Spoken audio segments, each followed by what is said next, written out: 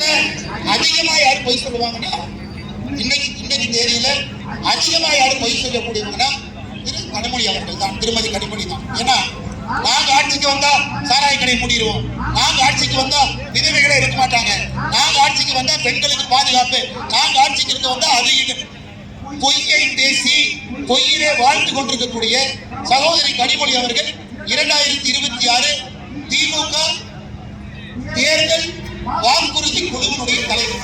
நன்றாக புரிந்து கொள்ள வேண்டும். காசுல ஒருங்கா பூ சுத்திட்டாங்க, இரண்டாவது பூவையும் கொண்டு வந்து சுத்தி விடுவதற்கு நாம் விடக்கூடாது.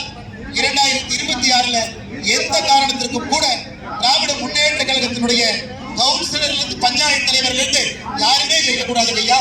நான் எம்எல்ஏ சொல்ல, எம்எல்ஏ கண்டிப்பா நீங்க ஜெயிக்க விட மாட்டீங்க. கவுன்சிலர்ல இருந்து பஞ்சாயத்து தலைவர்ல இருந்து யாரையுமே நீங்க ஜெயிக்க விடக்கூடாது. அன்பு சொந்தங்களே, இன்னொன்னு நீங்க நல்லா புரிஞ்சுக்கணும். கோயம்புத்தூரை பொறுத்தவரை இந்தியாவில முதன்மை மாவட்டமாக வருவதற்கு எல்லாமே இருக்குங்க. இந்தியாவில அதிகப்படியான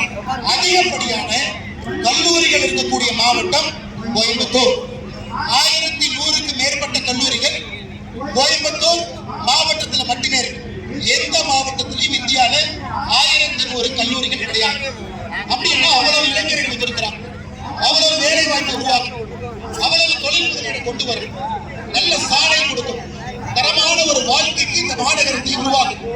எங்கேயும் எதையும் செய்யாத திராவிட முன்னேற்ற